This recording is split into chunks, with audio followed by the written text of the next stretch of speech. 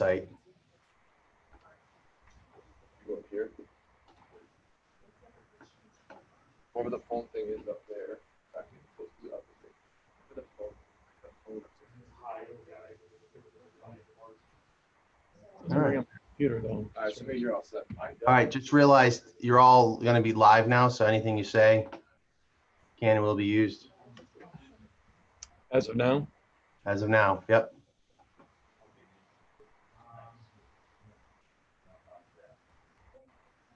I'm just putting the link on the website right now.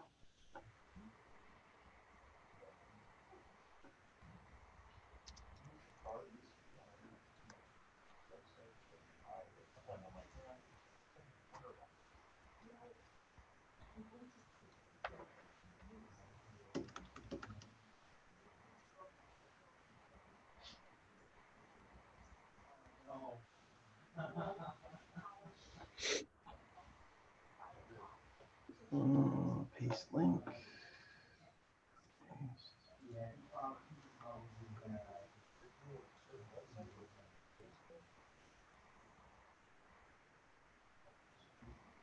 Kevin, it's showing that we're 18 minutes in. Is that all going to be?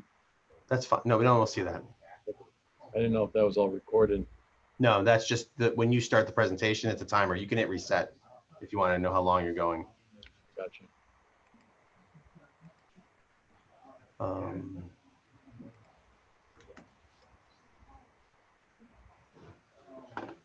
Publish. And oh, it's on there, so people can find that now.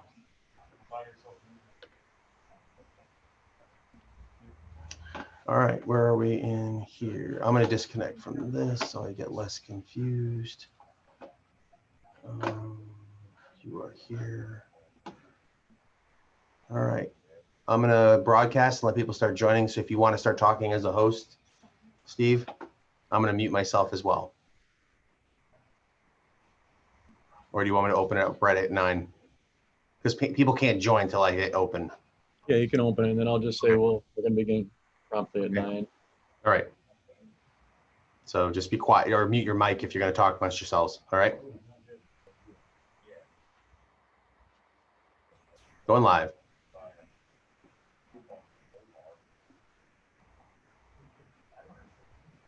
Good morning, everyone. We're going to wait just a couple more minutes until 9 o'clock, and then we'll begin our webinar. Thank you for your patience.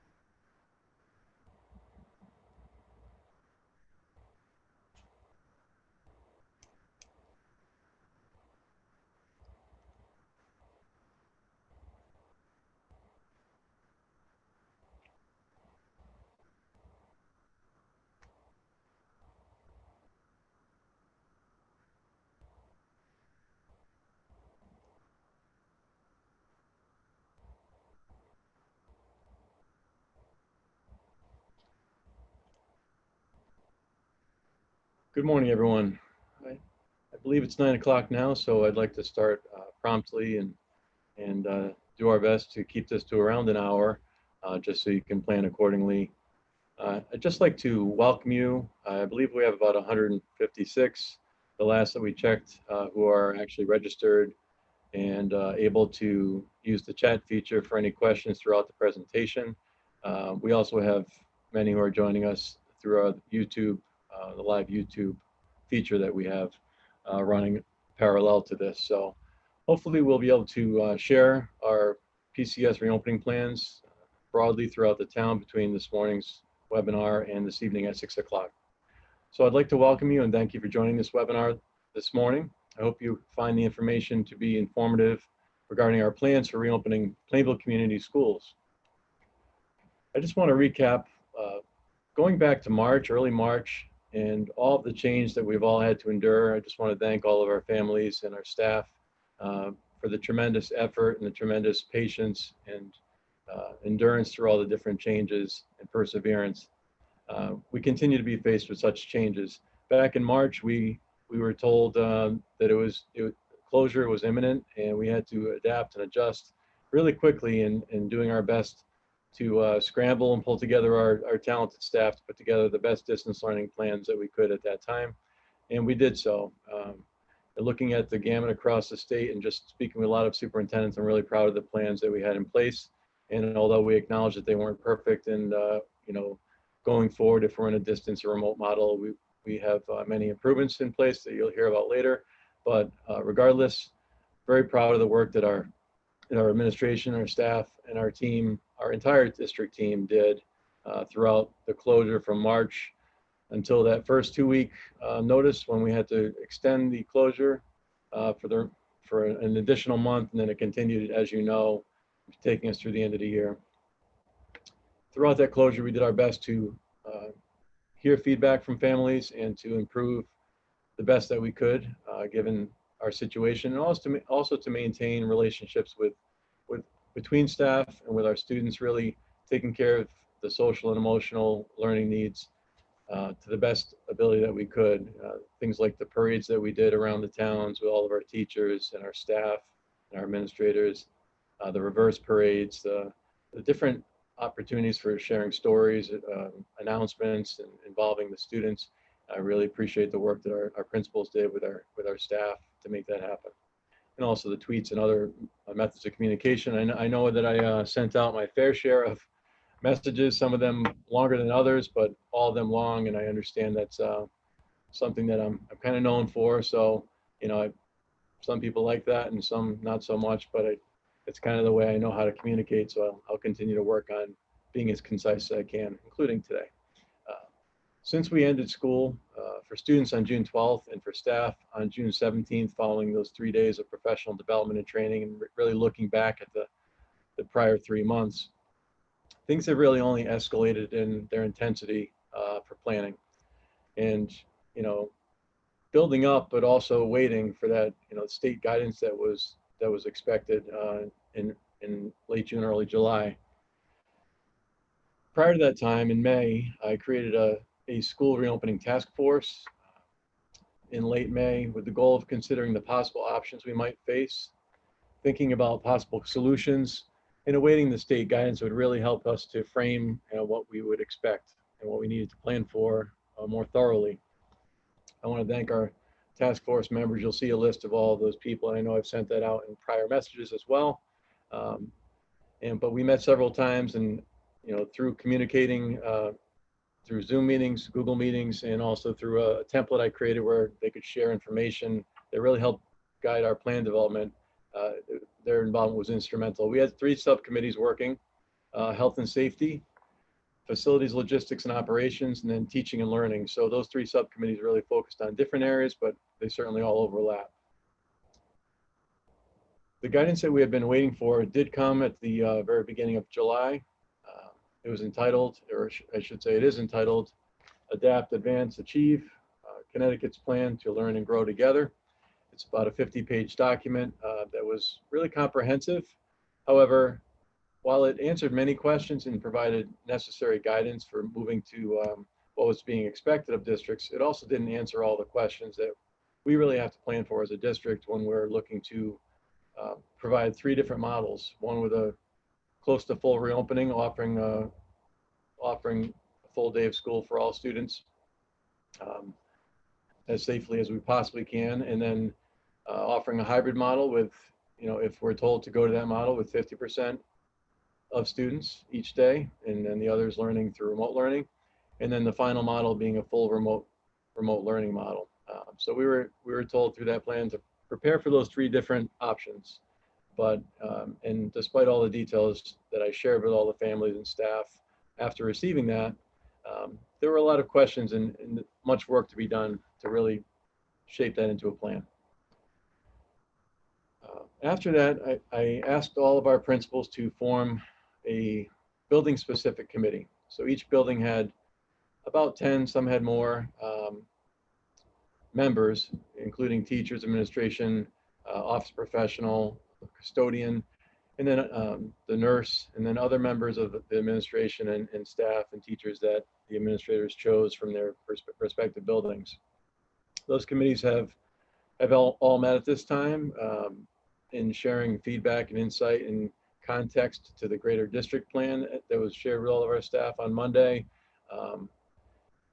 And I appreciate everyone's involvement in that. Over the last several months, I've been involved in, I would say, countless. I couldn't tell you how many meetings with the governor weekly, with the local health director weekly, the commissioner of education weekly, state health directors, superintendent networks, and many, many more. And my team of administrators have been involved probably in a similar number with different areas of focus and with different groups. Also, our staff have continued to participate, on a voluntary basis, but they've participated in additional training and learning as well throughout the summer. Still, the process for planning and reopening has been a challenge with many moving parts and ever-changing information. Today's webinar, I hope, will offer an overview of our current draft plan, and I say draft with all capitals, that was sent to the Board of Education to all of our staff on Monday. It will be reviewed with families twice today, and I will also be sending the entire plan that supports this. This is really a presentation of highlights from our plan.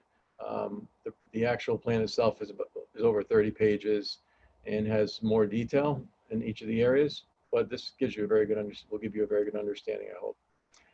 On Thursday night, I'll be presenting this to the Board of Education. And based on some guidance I received yesterday, initially we had thought that the Board of Education should approve the plan, and that was the thinking. But based on a meeting I had with Tom Mooney, who's basically the godfather of all educational law in the state of Connecticut, and he publishes a book every year that every administrator uses as guidance. He's a terrific attorney. He strongly recommended that plans be shared with boards of education and have their input as we have throughout the process, but that a formal approval process wouldn't be necessary and isn't advised, because the plan, as I said, is a draft. And if it's formally approved, every change to the draft would have to require a board meeting to make any kinds of amendments. So the idea is that the board will learn all about this plan as they already have, and they'll be able to ask questions and share any questions you have that have been relayed today and this evening and through the emails I've received over the weeks, and really clarify what the plan entails. And then put forth on Friday our best draft at the time, and it will say draft on every page that goes to the state, and other superintendents agreed with this. To say that this is a final product would not be fair to anyone, because as things change, we will have to change and adjust as well.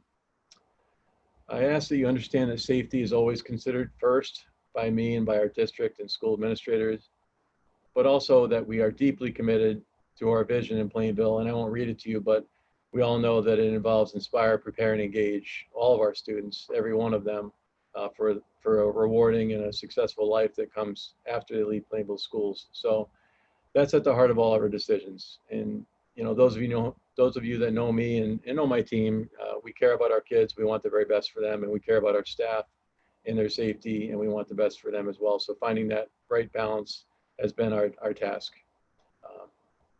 During the presentation, as I mentioned earlier, and I think I saw a Q&A or a chat come in, but we're going to ask that you use the chat feature to share any thoughts, questions, comments about the presentation, or things that you're not sure of. I will do my best to answer some of those at the end of the presentation, and following that, and also my assistant Dave Lewandowski is with me, socially distanced about 12 feet away over there, looking at all the comments that are coming in, and he'll do his best to answer some that are pretty clear that we have been working on. We know the answers up front. If there are some we have to look into further, I'll be providing a frequently asked questions document that will get sent out to all families on Friday. It will be posted to our website, really with the goal of informing you the best that we can, so you can make an informed decision when the surveys come out next Tuesday, asking your intentions regarding sending your child to school or not, and regarding transportation. Those are very important things that we have to know the answers to in order to plan accordingly for the year ahead. So without further ado, I am going to now take you through the draft PCS reopening plan. And that should say pending board review at the top, because we won't be seeking formal approval as mentioned. We always start just about everything we do, whether it's a budget presentation or meetings, we usually start with, or always start with our district vision that really focuses on our core values, what we really care about, inspiring, preparing, and engaging our students, our focus on students teaching and learning and all the different aspects of how we support growth in all those areas across the district. And this changes every year, and we seek board approval for the changes. And we typically change it and update it based on things we've accomplished and successes we've had in areas that we're continuing to work on. In addition to our district vision document, some of you have seen this, maybe some of you have not. This was actually approved when, I believe it was in April at a Board of Education meeting, and Mr. Johnson led a district team of administrators, teachers, and more, and really looking at the most important traits that we want to instill and develop in all of our students from pre-K all the way through grade 12. And members of the committee represented all levels, elementary, middle school, and high school. And from that committee's work, really looking at how we instill these traits and these qualities in our students during their time in Plainville schools. And you'll see that we maintain the Inspire, Prepare, Engage, our district mission as with respect to inspiring, preparing, engaging all students. And then the traits that we want to instill and ensure that all students have when they leave Plainville High School to go about making their life for themselves, that they're collaborative, communicative, innovative, mindful, and resilient. I can't think of a better time when these traits really were at the core of not just our students and what we need of them, but our families and our staff. I did want to share, and this whole presentation will be posted on our website, the recording, as well as the actual PowerPoint. But these are all the members that were on the task forces that I mentioned in my opening remarks. And you'll see this health and safety, facilities, logistics, and operations, and teaching and learning. And as you can see, we had about 38 members, I'm sorry, 38 members between these three committees, representing all different groups. As I had mentioned, following the release of the state guidance and then me sending that to everyone and really asking our administrators to kind of personalize that and contextualize that to their individual schools, each school formed a team of members that represent their school and who would really inform the school's development of the plan specific to school details and nuances. So these are the members of the school reopening plan. So as you can see, we had close to 100, as I mentioned in the email, people involved in adding insight, information, and feedback. The administrative team, I will say, were the ones who ended up populating the template that was provided by the state of all the things we had to include in our plan. And then Mr. Lewandowski and I have been working on the presentation and refining that based on all that work by our administrative team with all the feedback from these parties. Just wanted to share a few resources that we used in development of the plan. As I showed you before, the Adapt, Advance, Achieve, Connecticut's Plan to Learn and Grow Together. There are several others here. Obviously from the CDC has been a, I wouldn't say on speed dial, but we're constantly referring to their information with our local health directors.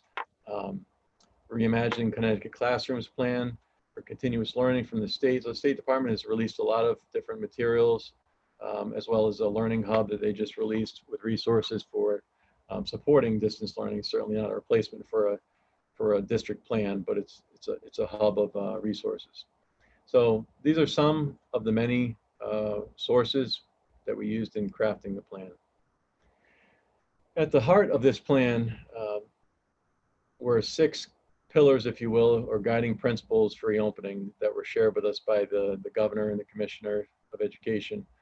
Number 1, as I mentioned, is safeguarding the health and safety of students and staff. It's critical to the state and critical to us in Plainville. Number 1 priority, allowing all students the opportunity to return to school full-time starting the fall. that is the goal that was presented to us as the priority goal from our state government and the Commissioner of Education. The goal based on numbers at that time and how things were trending, and I look at those numbers of COVID cases every day. I can tell you that in July, our region of Plainville, Southington, Middlefield, Durham had 2 cases in our entire region during the month of July, and I monitor those numbers every day. But at that time, the guidance, and I know things are changing around our country, as if you watch the news, there are now 31 states requiring quarantine. So it's getting more complicated, but we're in a very good place in Connecticut and in New England. The third guiding principle was monitoring the school, students, and staff, and when necessary, potentially canceling classes in the future to appropriately contain COVID-19 spread. So that's a working conjunction with the local health director, and we'll talk about that a little bit later as far as the planning for that. Emphasizing equity, access, and support to the students and communities that are emerging from this historic disruption. We are very fortunate in Plainville. We really do everything we can to take care of all of our kids, and all of our kids have access to really strong technology, which has actually even dramatically improved since this all started, and we receiving some federal funding through the CARES Act that we're putting toward additional Chromebooks and technology applications and other things you'll learn about either from us or from your school principals and teachers. But we really we do the best we can for providing for equity. Still, despite that, as you all know, you all have different situations at home. My wife's a 5th grade teacher, and I have 3 children. Last year, I had one at every level. I had a 1st grader, an 8th grader, and a 10th grader. So all doing very, very different things in a district that, I would say, well, I'll be fair, it didn't handle the remote learning in my opinion, as well as Plainville did, or not even close. So in trying to support my own children as running a district through all of this, and my wife trying to teach her classes, it's very challenging. And I know that everyone who's watching this today, and everyone who's not watching this but is a Plainville resident, has similar challenges, struggles.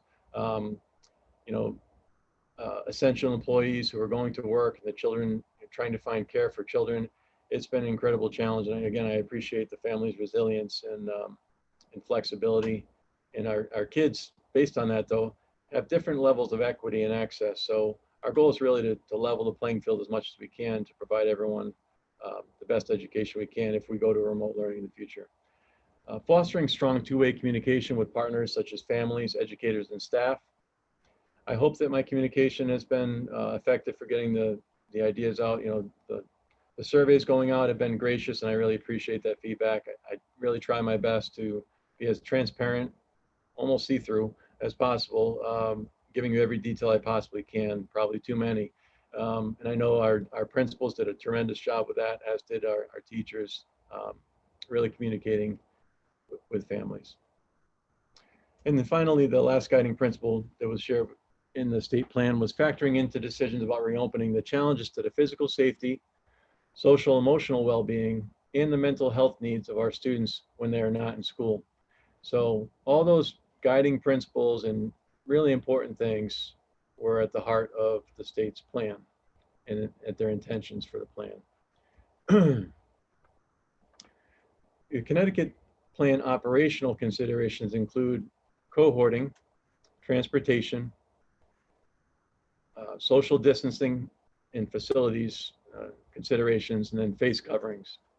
Now these are all mandated or required by the state, and there's language in there to the greatest degree possible for some of them. Some of them are non-negotiables. For cohorting, and I'll read it because I think it's important that I'm very clear about what they mean, but cohorting is to emphasize grouping students by the same class or group of students and teacher whenever possible in a cohort, so each team functions independently as much as possible. Consider this methodology by grade levels. Placing students in cohorts is strongly encouraged for grades pre-K through 8 and encouraged where feasible for grades 9 through 12. I'll speak more about that a little bit later. There are challenges obviously as you get to the high school with all the different classes and electives and everything else that it entails. Regarding transportation, uh, we met with our bus provider, our transportation provider, DATCO, early last week, had a meeting a couple hours long, talking about all the specifics and expectations. The local educational agency, that's Plainville, should plan for buses to operate close to capacity with heightened health and safety protocols, including requiring all students and operators wear face coverings. Plans must be developed to activate increased social distancing protocols based upon community spread. So there's 3 different phases of transportation. Currently, we're in the phase where they're asking us to operate as close to capacity as we need to, with those conditions and mitigating strategies in mind. Social distancing in facilities relate to review building space and configure available classroom space, such as gymnasiums and auditoriums, to maximize social distancing, consistent with public health guidelines in place at the time. So we have done that.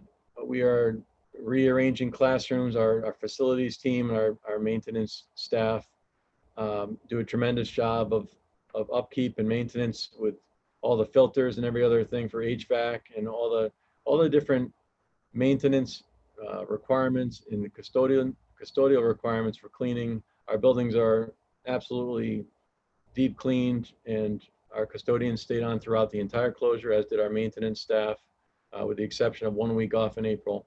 And they did a tremendous job, and we thank them very much for their dedication. That will continue. We have ordered more individual desks. We have ordered many things, such as plexiglass shields to separate tables, things of that nature, that I've gotten approval from the health director on. Sometimes it's not appropriate, other times it is. So I'll go into a little more detail, and your principals will go into more detail on those details.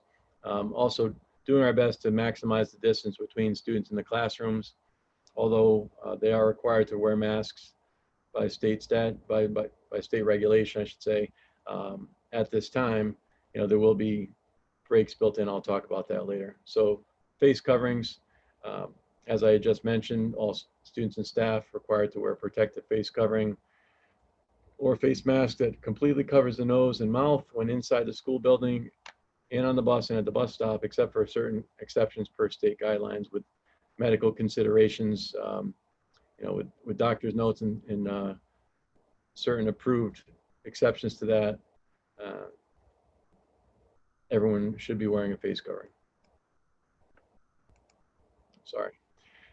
So back on July 2nd, following sharing the state guidance, the state guidance document, we did a very preliminary survey, and these were the results. And I know it's really hard to read on the left. There were 1,545 surveys completed.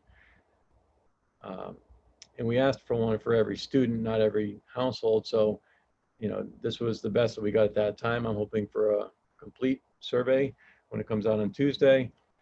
Those graphs on the left just talk about, which school and what grade levels and things like that. So that's less important. But at the time, we had about 57% saying they were likely to send their child, 13% saying that they were not planning to send their child back to school in the fall, and about 30% that were undecided at the time needed more information. So I'm hoping today can help to bridge that blue part of that circle, and helping everyone to come up to a decision what your intentions are, so you can share that in the survey on Tuesday. We also asked a question regarding transportation, and some other factors on that. So it was a very quick survey, but we really just wanted to get a dipstick into whether or not families were intending to come back. So we'll do that again on Tuesday, as I mentioned, and we're hoping for a full collection of everyone's intentions for students and staff. If there's a medical reason, they would be unable to return. Options available to families this fall, and I think I might have caused some confusion in one of my previous communications. As thorough as I try to be, I mentioned, students would have the option, if they have a medical dismissal to, or medical reason, I should say, that would compromise their health potentially in the school setting, and that, if they want to do remote learning, that would be provided to them in a solid remote learning plan.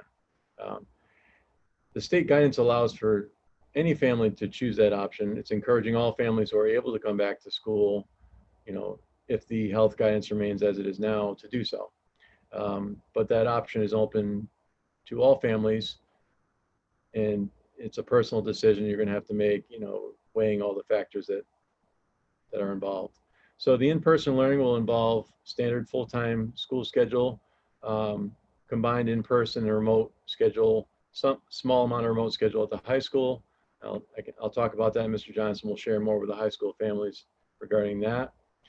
Maximize social distancing of 6 feet when feasible.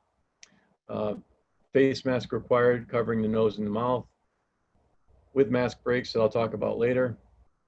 Cohorting of students to the extent possible. High school is the exception in some respects, although many steps have been taken to reduce the number of classes to 6 in one day. There would be 3 classes in person and 1 that would be done remotely at the end of the day. Also reducing, the plan is to have grab and go lunches at the high school for many of the students, and then students who have to stay for after school events and athletics would have the opportunity to do their remote learning class while at the school having their lunch, with some guidance and supervision. Limited daily transitions outside of classrooms. Athletics and some extracurricular activities will be offered at this time. We're waiting for more guidance from the CIAC, the Connecticut Interscholastic Athletics Commission. Will be releasing more guidance on August 3rd, I believe. And Mr. Farrell will do a great job, I'm sure, of keeping the entire district informed of any changes. Mr. Farrell, our athletic director. But we are planning for athletics at the middle and the high school. Combination of synchronous, for remote learning, a combination of synchronous, which is real-time student-teacher interaction instruction, synchronous learning. Just if you think of a synchronized, things being synchronized or at the same time. And asynchronous is really students' time and pace, and I'll talk more about that, but you are more accustomed, generally speaking, in the spring to more of an asynchronous balance with less synchronous. However, synchronous meeting time and classroom time and story, sometimes stories read. I've joined some of the synchronous meetings with our teachers in the spring. So there'll be a balance of that with more synchronous than in the past. All learning is accomplished from home in remote learning. Expectations for work will be the same as if in school, so the same expectations. Attendance and participation will be required, and athletics and extracurricular activities will still be offered if a student's family and the student chooses remote learning, then they will not be unable to participate in athletics or extracurricular activities. Down the bottom of this slide, you'll see the green hybrid plan, which is the second plan the state required us to develop, requires a reduction in daily attendance by 50%. So half the students would be learning in school, the other half would be learning remotely at the same time. And I'll share that hybrid schedule a little bit later, actually on the next slide. This plan includes a combination of in-school and remote learning, as you'll see right here. So the hybrid plan there are many hybrid models out there across the state. And just to clarify, we cannot start in a hybrid model. The state is at this time requiring, and they sent out guidance yesterday reinforcing that requirement that all school districts plan for a full, in-school full day participation. But for the hybrid learning plan with half students in, half out, we'd have 2 cohorts of students that we would select them, not randomly. There would be some logic to it, with likely alphabetically and with siblings who may not have the same last name, but it would help that family to have both siblings in the same cohort. So we'll do our best to divide the cohort in a sensible way that makes sense for families, and we would ask for some input on that from families. But there'd be a cohort A and a cohort B. So on Monday and Tuesday, cohort A would be in school, so half the students in school, half learning remotely. On Wednesday, there would be all students remote learning for a half day. This would be similar to during distance learning, where students would have a bit of a reprieve from all the work and the time to catch up, and it would also give our staff time for their essential planning meetings, PLCs, and also for checking in and supporting students as needed on that day. On Thursday and Friday, cohort B would be in school and cohort A would be learning remotely, so it would just switch. So every student would have 2 days of in-school learning, 3 days of remote learning, or 2.5, I should say, or close to 3. The half day is really not a full half day. Students opting not to physically come to school would engage in remote learning all 5 days, as I talked about earlier. That is an option. Regarding the expectations for in-school learning for our students, and these come directly from state guidance. These are not things that we created on our own. However, we have to implement them in a way that makes sense as a district at each school. We are requiring, and really, I say requiring, but it's really imploring all families to do a morning health check every day. So to the degree that you can, making sure your child has no fever, taking their temperature. Thermometers are available. We have thermometers available to families that are provided from the health department if families need them. I know we sent out a message earlier asking if families, and explaining how to get those thermometers if you need them, and we can share that again. Students staying home if they're feeling ill. And the last guidance I received from the Department of from the health department was to use the three conditions, really, the fever of 100.2 or more, 100 or more, a cough, and then finally difficulty breathing, so shortness of breath, I should say. So those are the 3 main conditions. There are a whole host of others that have been added by the CDC, which it complicates things, because a headache or a muscle ache, I think I have one of those every day. But the main conditions involve the fever, a persistent cough, and then also the achy body. I'm sorry, shortness of breath. I lost my place there. Face coverings or masks would be required by state mandate. As I mentioned, and I'll share more about the masks after. Social distancing is required to the degree feasible. Frequent hand washing and hand sanitizing is expected, and we've purchased at this point, between technology and PPE and the things that we're purchasing for our schools, hundreds of thousands of dollars worth of PPE. We did get a CARES Act amount of $362,000 that we're eligible for. That's been put on hold at the federal level, but that's expected it will come. So that will cover our PPE expenses to the degree that that's possible. And then students may not change buses. So in other words, and there's a lot of questions about the bus cohorting in the classrooms and students getting on a bus. Buses are for a shorter duration of time. It's the guidance I've received from the health department, and then students wearing the mask the entire time. And we will be also, we're in the process of trying to hire a monitor for all of the school buses for the first couple of weeks of school to help reinforce, teach, train.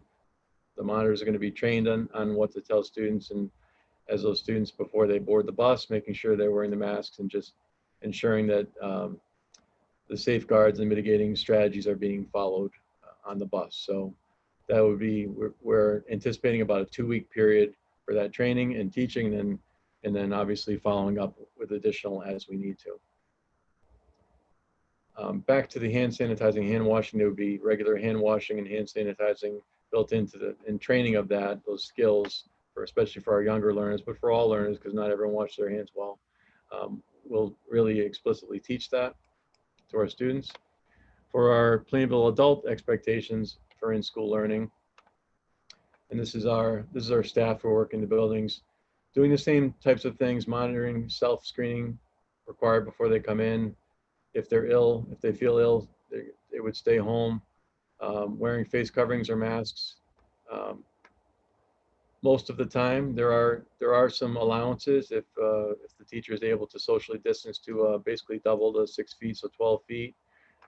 Being able to take off the mask to do instruction, perhaps sitting at the desk. I am purchasing a plexiglass shield for each of the teachers' desks, just as an added level of security and a mitigating strategy. We're in the process of getting that for every teacher's desk, and then the students would be, socially distanced in the class to the degree feasible, and then the teacher could potentially take off the mask and take a little mask break for themselves, of course, as well, which will be needed by everybody. Social distancing will be required. Same thing for staff as for kids. And frequent hand washing, hand sanitizing, which sanitizing dispensers and stations will be added throughout the district. Ordered many of those and lots of hand sanitizer that meets the state requirements.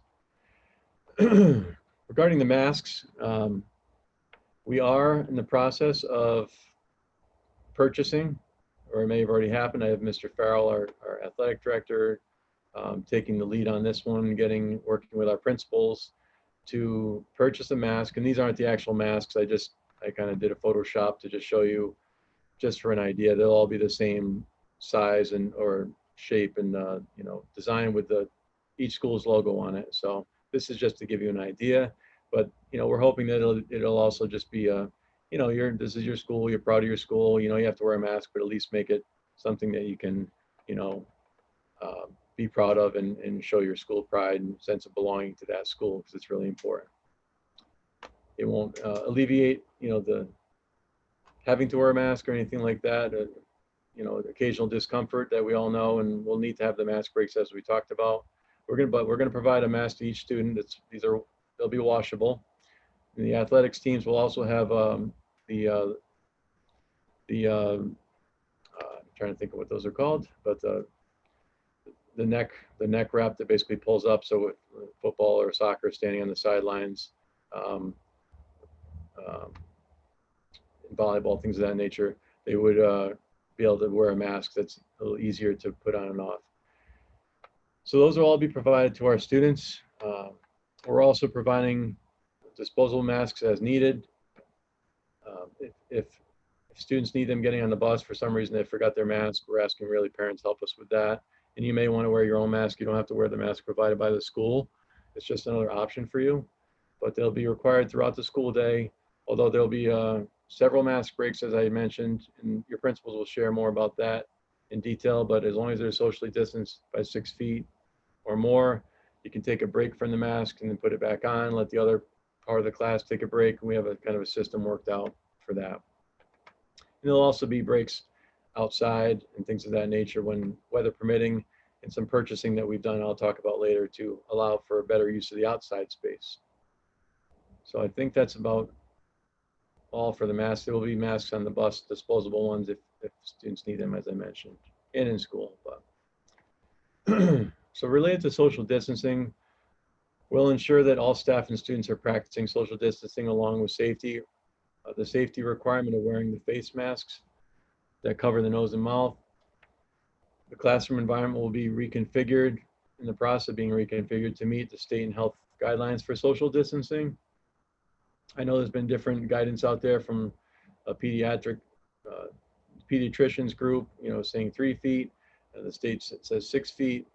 If you read one of a bunch of studies, the distance that is recommended varies, but the state guidance is still 6 feet to the degree feasible, and they understand that that's not always possible. But as long as you're using the other mitigation, the leveled mitigation strategies of masks and hand washing and sanitizing, any chance of infection would be very much minimized.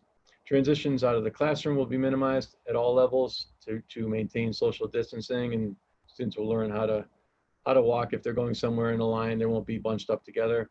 Hallways and stairwells will be labeled to help make sure the flow of traffic. So we're doing our best to ensure that the buildings don't have crossing traffic and staggering moving times, and if there's any moving at all in the buildings, which there won't be much between classes. at the elementary and the middle school level will be limited as well. High school level is going to, as I said, we'll have coming into school and then only 3 90-minute classes, and then transitioning back to either the bus or as a walker or being picked up. Lunch will be modified and reconfigured to maximize distancing. So you either have to have that 6 feet with the mask off or while eating. I've been given guidance by our health director that as long as we have a shield in place and there's still a good amount of distance between the students, there are other options. So we're working out those specifics in each school, and you'll learn about that from your schools. But there'll be some eating in classrooms, some eating in other spaces, some eating outside, and then again, all those details will be provided at the building level. Hygiene protocols for students. Excuse me. For hand hygiene and respiratory etiquette, students will engage in frequent hand washing or sanitizing at home, upon arrival at school, before and after meals, after playing outside, after using the bathroom, when using shared surfaces or tools, which will be very much minimized. Any sharing of any tools and surfaces would be very much minimized. And after coughing or sneezing and prior to boarding the bus. And we're asking parents to help us with that, before students leave to go to their bus, just washing their hands. Additional hand sanitizing stations will be provided in each school and also on the bus as well. There'll be hand sanitizer if needed. Hand sanitizer will be fragrance free and at least 60% ethyl or 70% isopropyl alcohol based as required by the state. Elementary age students will use hand sanitizer with adult supervision, of course. Tissues will be available across the district in all classrooms for staff and students. Paper towels and waste baskets will be touch-free, and hand dryers, because of the research on hand dryers, and also water fountains, I should say, will be turned off.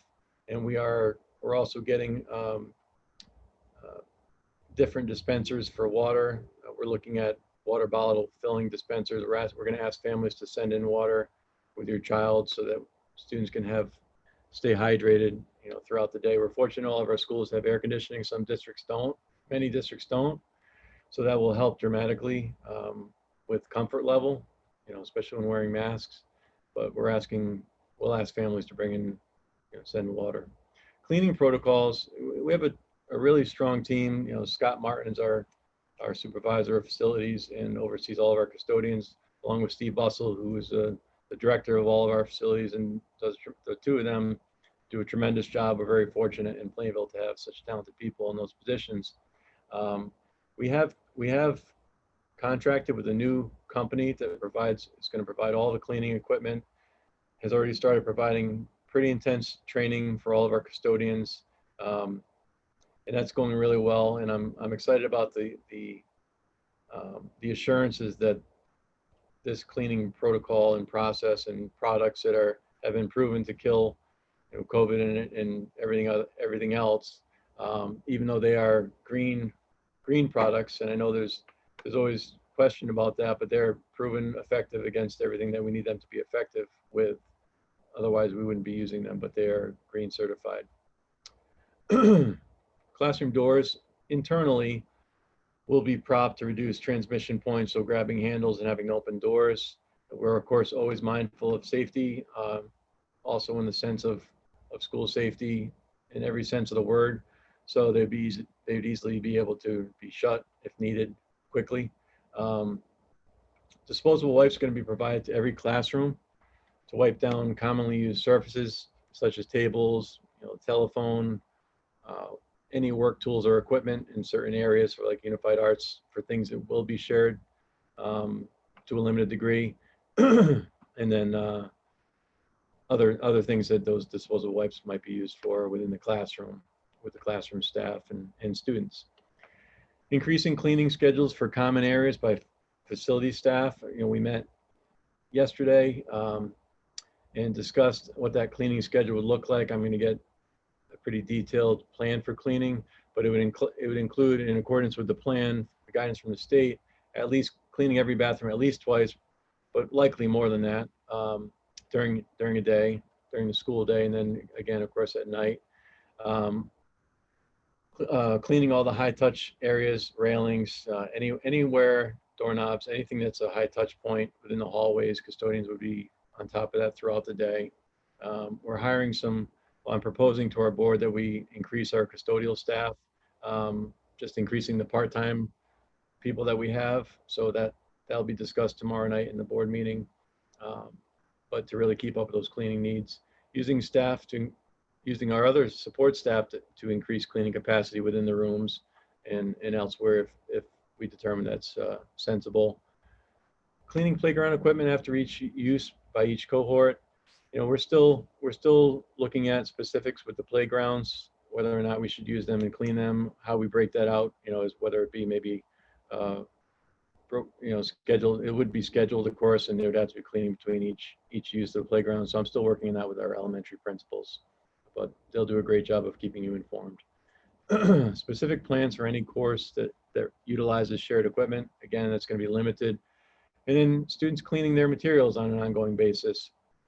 We thought about this in the spring, and we planned at the elementary especially, and at all levels really, what students would need if they had to go fully remote, or if they were remote and other students were in school. So our elementary students are going to kind of have a grab and go kit that's going to include all the essential things they would need to learn, whether they're in their classroom at their desk or whether they're at home.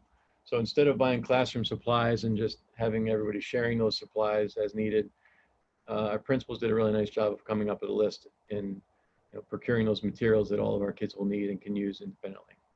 So we will focus strongly on ensuring our buildings are clean. If you've been in our buildings, which I'm sure most of you have, they're already spotless, and our staff does a great job.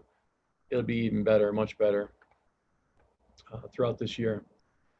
Our lunch protocols, lunchtime will be scheduled to maximize distancing and safety. Students will be distanced at least 6 feet when masks are off to eat. And as I mentioned, there are some conditions where you can use other mitigating strategies to slightly reduce that, but and for a very short period of time within your cohort. However, our goal is 6 feet for eating. A combination of cafeterias, large spaces, and classrooms will be utilized. Also, working with our principals, we decided we are ordering a number of tents, one large tent for each school. As a superintendent, I never thought it'd be in the business of buying large tents, but we looked at many different models and types, and we decided on 2 for the high school and 1 for each of the other schools. The tents will be 20 feet by 40 feet. And they're just going to provide another breakout area for, whether it be a large class to go and eat lunch, or whether it be just to go outside on a scheduled basis to get some fresh air, to maybe have a story read to you while distanced. So we are, I believe we finished that purchase yesterday. So each school will have those tents. The goal is to have them up and ready for the start of the year, and we'll adjust if we end up needing more. Then again, that's what the grant money is intended for. Things will help with the process of both remote learning and adjusting to our current reality. We're going to maintain cohorting during lunch periods. It'll be prioritized in the elementary schools and the middle school. Strict management and structure of all transitions will be reinforced. And then, importantly, free and reduced lunch services in the grab and go will be provided if learning remotely and at the high school. We're in the process of filling our director position. We have an interview later today, and we'll be filling our director of food services. But we have great management at each school. Our school cafeteria staff do a terrific job. So I'm really confident, based on the amazing job they did when we were in the spring with providing the grab and go meals. They did a great job, and we'll have our full staff of cafeteria workers back instead of a small skeleton crew. So our plan will be to be as flexible and adaptable as we need to be with providing lunch in a safe way across the district. Just related to cohorting at the elementary school, students will be relegated to one class. Transitions will be supervised with recess, lunch, and bathroom. Lunch in the classroom or cohorted in alternative spaces where feasible, and then specials, with the exception of PE, will come to each classroom. There may be some other exceptions to that, in doing so safely or perhaps outside. We'll work through those details, so stay tuned for more, and we'll provide that either at my level or at the school level. For middle school, relegated to one classroom to the extent possible. It's a team model at the middle school, and it's more complicated than elementary school. However, that staff's been working really hard in the administration and coming up with a sensible plan.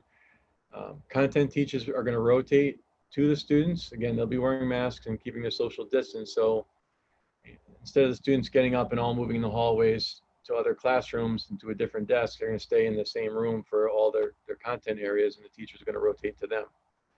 That's the plan at this point. Lunch in the classrooms where feasible.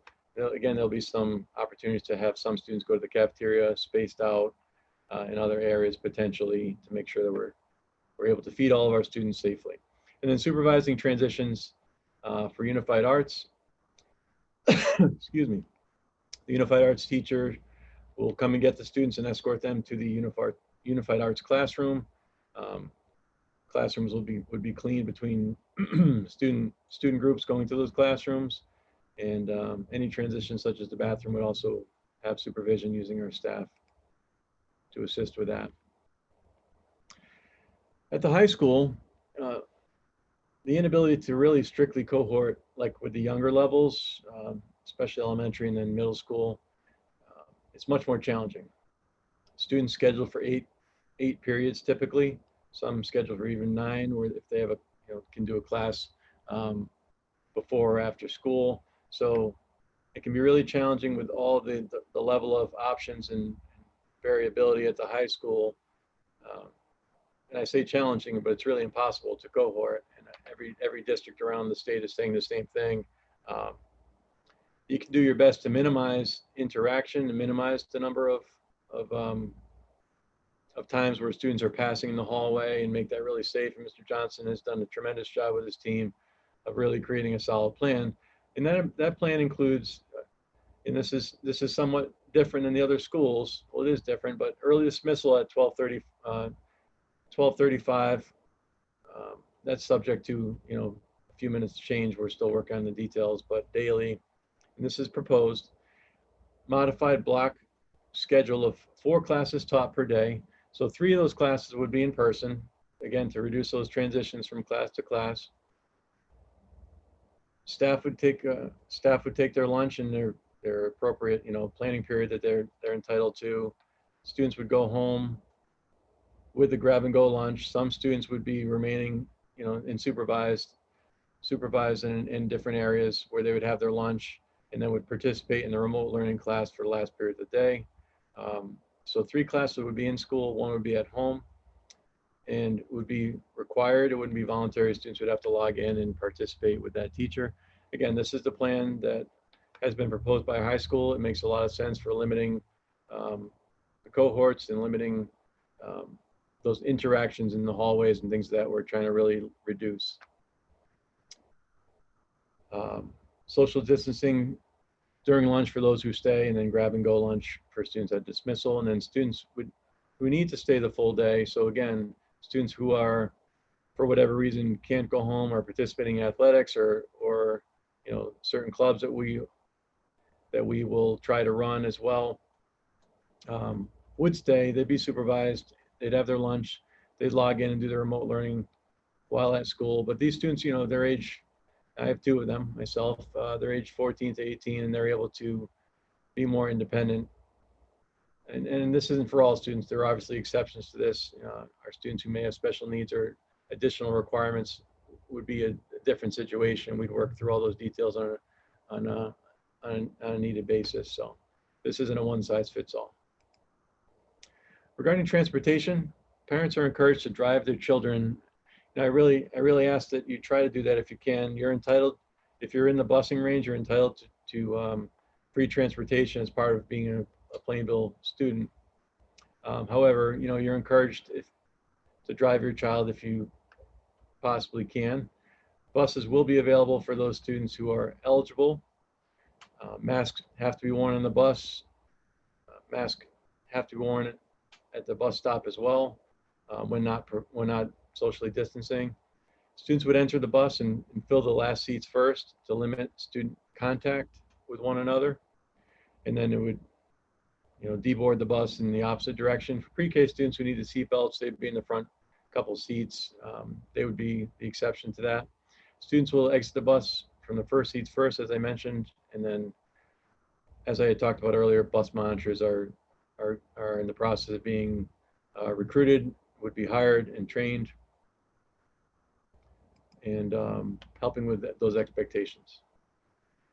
I know we're approaching the hour mark, and I'm getting fairly close to the end here, so I appreciate everyone's patience. But for health protocols, student temperature checks each morning if 100 degrees or greater. We're asking, this is for the parents, to do temperature checks every morning. Again, thermometers available if you need them. Health is prioritized over attendance.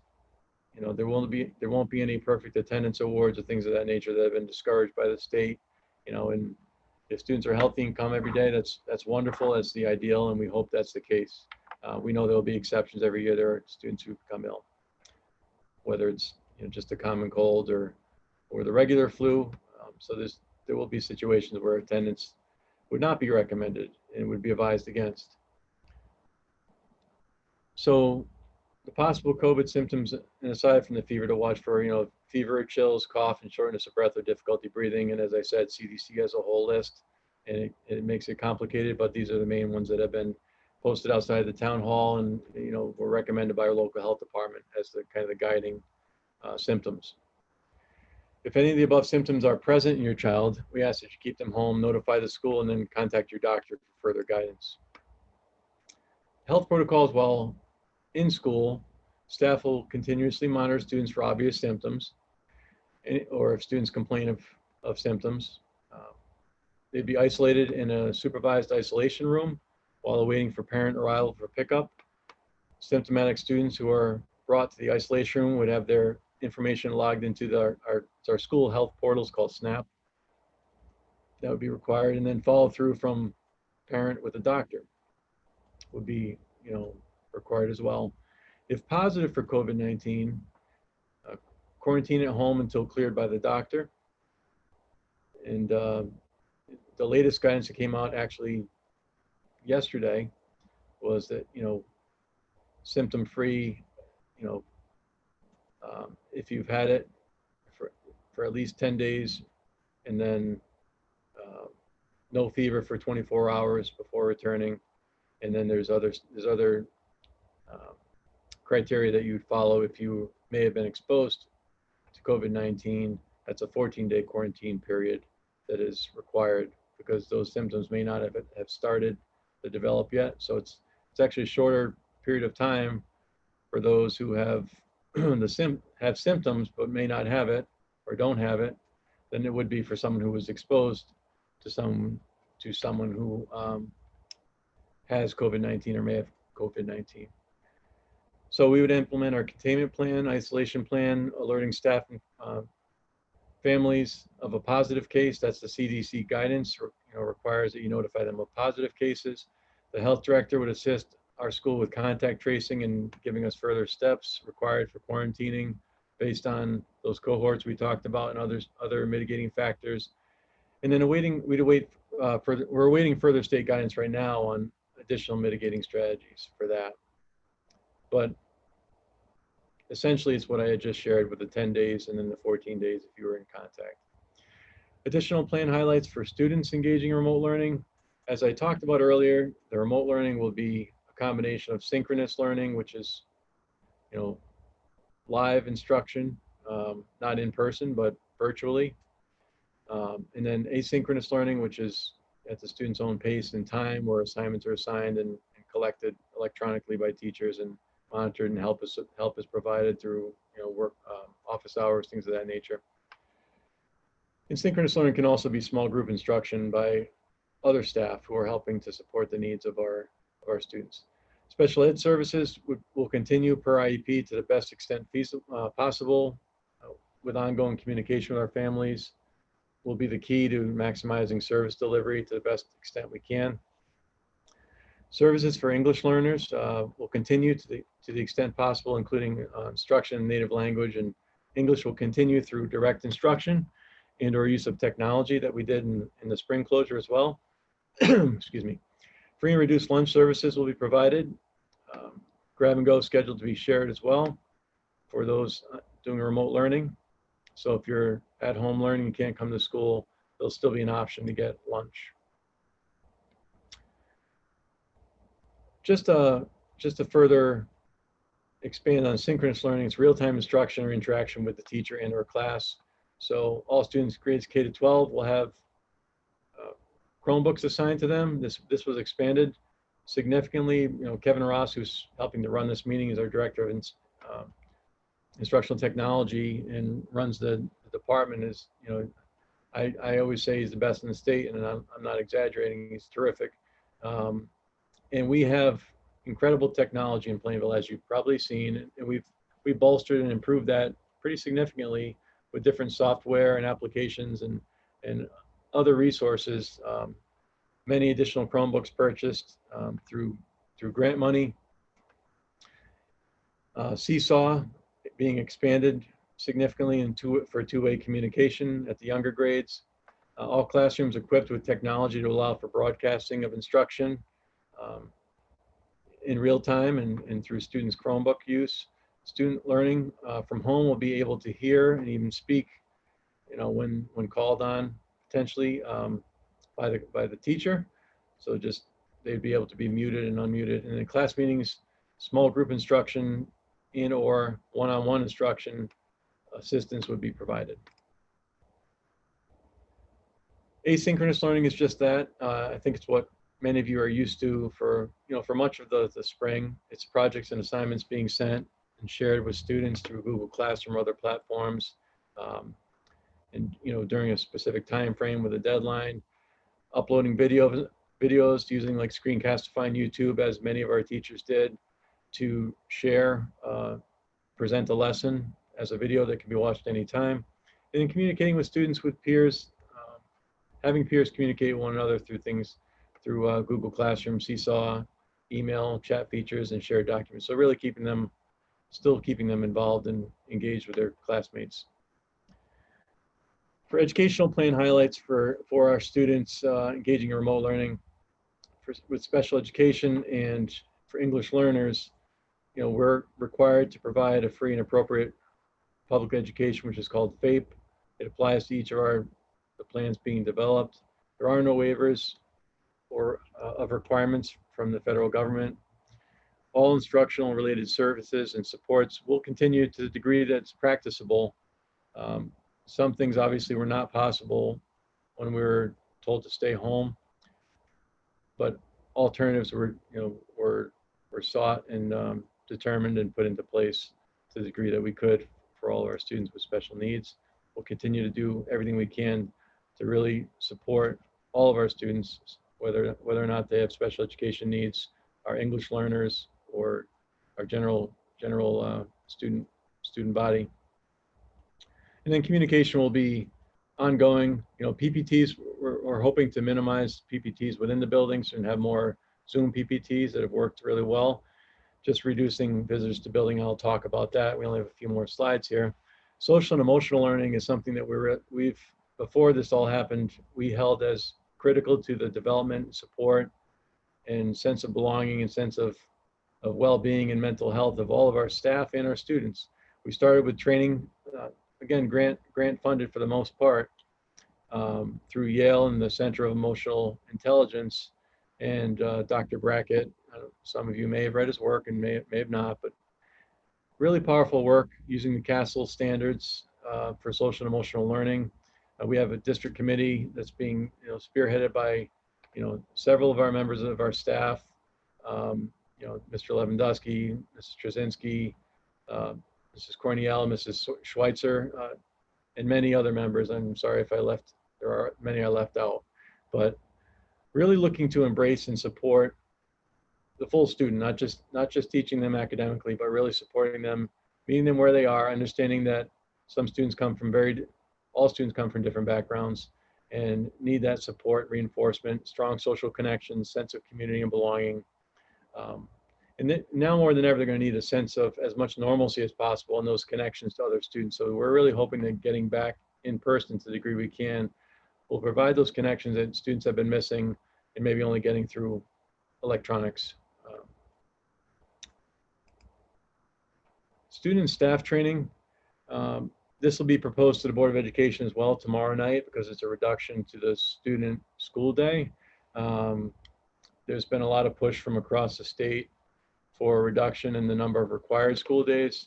Currently, state law requires 180 school days for students. As you know, last year that was amended as well due to the COVID breakout in the spring outbreak.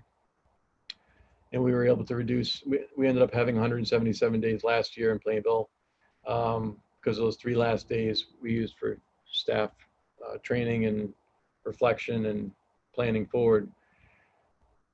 We're looking to do the same thing. Most districts are doing the same. There's 180 days, but we'd like to use 3 additional days. There's a lot of training that's going to have to happen, a lot of familiarity with the buildings, building procedures, process, cleaning procedures, instructional procedures, new systems and technology. There's a lot of training for both in-person and remote learning that has to happen over the course of, before we get students back. So we're fortunate the state did make this change, reducing the requirement to 177 days. So I'd like to take advantage of that, and I'll propose to our Board of Education tomorrow night that we do so. And there will be some videos shared as well as in-person training and Zoom training and other trainings that will happen once before and once teachers return. Before will be optional, and they're still on their summer vacations and breaks that were much needed after a challenging year. But once everyone comes back, we really need to do quite a bit of training. We normally have 3 days before the start of the year, so this would extend it to 6. That would really give us a lot of time to prepare and adapt and be ready. Before and after school care and extracurricular activities, I touched on this, but we're really, importantly, we're really limiting outside visitors to schools unless absolutely critical, minimizing that to as close to 0 as possible. Strongly recommending all school business from families and outside agencies be done virtually. I talked about PPT meetings and 504 meetings, things of that nature, where they bring in sometimes 8 to 10 people, to a room where you would meet and discuss students' progress and plans, doing that virtually. I have communicated with the YMCA and their plans to offer before and after care as they have in the past, and we're continuing to plan that, and they will be following all the same safety protocols and guidelines as they have been throughout, throughout the summer at their other programs. As of this time, sports, as I mentioned, the sports will take place at the middle and high school, and we're waiting further guidance on that. Additional extracurricular activity may run if safety and health requirements can be followed. So more information will come on that as things evolve. So I've used this, I don't know if metaphor, I guess, is the best way to explain it, but we're really solving a very complicated puzzle. We have been for quite some time. First in trying to piece together a meaningful remote learning plan last year, and now trying to follow state requirements and guidelines while ensuring the safety of all of our staff, students, families. That's job number 1, of course, for our district, as I mentioned before. So I know you've had to be flexible, extremely flexible already. We're asking for continued flexibility. I know I can see the Q&A has been very active throughout this presentation, and I'm going to try to address some of the questions today. I know we're running somewhat short on time, and I'll address every question either after this or through the FAQ document that will come out. But just know that no matter whatever scenario ends up happening, we're provided to do the very best we can for your children, and we will do that, and for our staff. We'll continue to communicate plans, and as I said, it's a draft plan at this time, and you'll see more specifics from your school levels in the very near future. but it's going to evolve, and we'll see what happens. We hope that the trends continue to be positive in Connecticut and in our area, and we understand the complications of that and how fragile that balance can be. So we have to be ready, as the state is required, to adjust and adapt as things change. So my last slide here is just, I'm asking for continued collaboration and communication with all of our families. Plans are going to be updated and modified as new direction and information comes in, as I had mentioned. Communication with our constituent groups, our families, our students, our staff, our health officials, they're going to continue. I do plan to pull a group of, I had a number of parents offer in the last survey to be involved. We have some parents on the committees who are also staff members, but I do want to get a small group of parents who have some expertise. I know you're out there and have offered, so don't think that I forgot you. I do want additional insight from you as we work to implement our plan, and throughout the coming weeks and the coming months, as our school committees will continue to meet and adjust. I would look to have parents involved on those as well. So really important events, you know, with the Board of Education meeting that will happen tomorrow night. We have at 6:30, and I'll share that information. It's actually going to be on our website if you'd like to join the board meeting as well. You're absolutely welcome to do so and to share feedback. I will share feedback from these webinars today as well, so they have that information about the main concerns. The plan draft will be submitted to the state on the 24th in draft form, and it'll stay that way. Parent forums will be conducted through the schools regarding reopening. I know our principals are also going to be creating videos. We talked about that. To really explain what a day in the life will look like for a student. I know Mr. Johnson did that when we were preparing for graduation. It was effective and helpful. We'll do similar things for safety expectations, you know, what to expect. Perhaps for getting on the bus, you know, entering the school, in the classroom, what the mask breaks will look like, you know, how lunch will look, things like that. So it's not all new. We're also talking about the schedule for the first couple of days and thinking about some creative ways to really help provide the time to train and teach our kids what's expected as well. So more information will come on that. And then the surveys, really important. If you would please fill out the survey I know we have staff watching this as well, and our parents and guardians and families watching this. We really need to know as accurately as possible by early August. We're holding off on placement letters for kids because we can't assign students to a classroom until we have a really strong idea of of who's going to be coming to school and who's going to choose remote learning.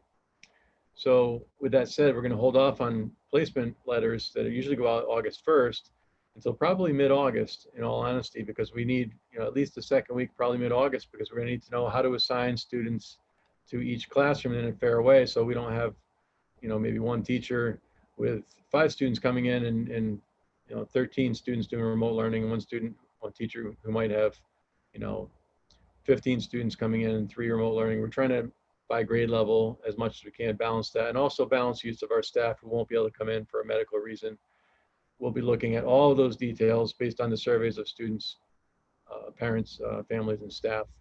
So I ask for those to be returned by as soon as possible, hopefully immediately, but because it'll be short, unlike most of the things I do. But they'll be due by July 31st, so that we can plan accordingly. And with that, that's the conclusion of my presentation today, the webinar giving an overview of our draft reopening of schools plan for Plainville. I know Mr. Lewandowski's been typing away, answering whatever questions he can. I see we have 71 questions up on the screen, and I can promise you I won't get to all of those right now. Mr. Lewandowski, if you can feel free to jump in on the video if you'd like to, and if there are any, I would say probably 5 or 10 minutes just to touch on some of the questions if you weren't able to get to them, or perhaps sharing some of the themes that you've heard and maybe responded to. But, you know, you have my promise that we will address all the questions to the degree we can. and an FAQ document from both now and tonight's webinar presentation, which if you want to watch any of this again, you can either watch the recording of it or you can see if I do any better the second time this evening at 6 o'clock. There's a reason I'm not a news anchor, and this is probably not my comfort level, but I hope it was informative. I hope it was helpful and as thorough as it can be. I will say that you're going to receive the actual plan, the 31 or so page document. It spells out a little more detail, a lot more detail. I'd like the Board of Ed to see that. They're going to see that, to review it, and we'll talk about it tomorrow. And then the plan is to send the draft out to everyone on Friday, state, staff, parents, and we'll go from there. Mr. Lewandowski. Well, first of all, I'm not sure if they can hear me, but thank you for all your questions and concerns. They're obviously very well thought out, and we knew we'd have a lot of anxiety, a lot of questions, so we're really happy to see all of them. We got 71 questions. I tried to go, I'm sorry for those who sent in questions early because they were fast and furious, and the way that this works, I just see the most recent questions that are coming up. So I've cut and pasted every single question and put them in a document. I've also answered about 25 questions as they were coming through. There are a lot of questions that are related, so we will have themes with our frequently asked questions document that we'll send out, because a lot of your questions, someone else had already asked. So one of the ones that I've answered in those 25 answers probably answers about 5 other questions that were asked. So I think the easiest way is for us to just get the themes, answer all these questions ourselves, and then send out information to all of you, because going through all of them at once is not going to be the best setting. We'll be here for probably another hour and a half. And there are some questions that we will need to research a little more, because we follow CDC guidance with our health guidelines. We will have specifics about what we're doing in the schools. But as you know, and as Steve had said, a lot of these requirements and guidelines are changing from a week-to-week basis. Even some of our health protocols have changed from 2 or 3 weeks ago until now. So we will keep updating you on those changes as they occur. So, I'm just scrolling through the questions, and there are a lot, so to just pick and choose 1 or 2. I had thought that we might have some easy themes to pull out, but as Mr. Lewandowski said, I think the plan makes sense. We will go through, we'll do any additional research we need to, and I appreciate him. He's been my right-hand man throughout this, as well as my entire administrative team really helping create the plan, so I want to thank them. We have a really talented, skilled team in this town, and we're fortunate.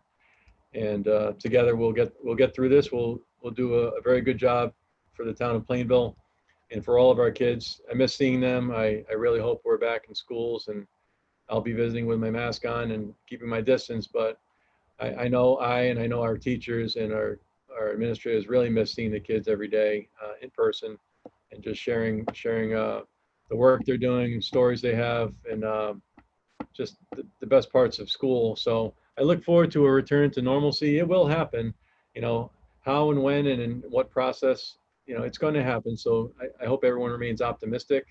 I am, and regardless of what model we're in or which model you choose for your children, we're going to do our very best, and we'll make Plainville proud, and keep our kids moving in the right direction, because we want them to be successful, and we care about them and their well-being and their future. So with that, I'm going to close the presentation. And again, I'll be on again tonight at 6 o'clock, and maybe I'll do a better job. We'll see. And we'll answer all your questions. Thank you very much. And I hope you have a really good day.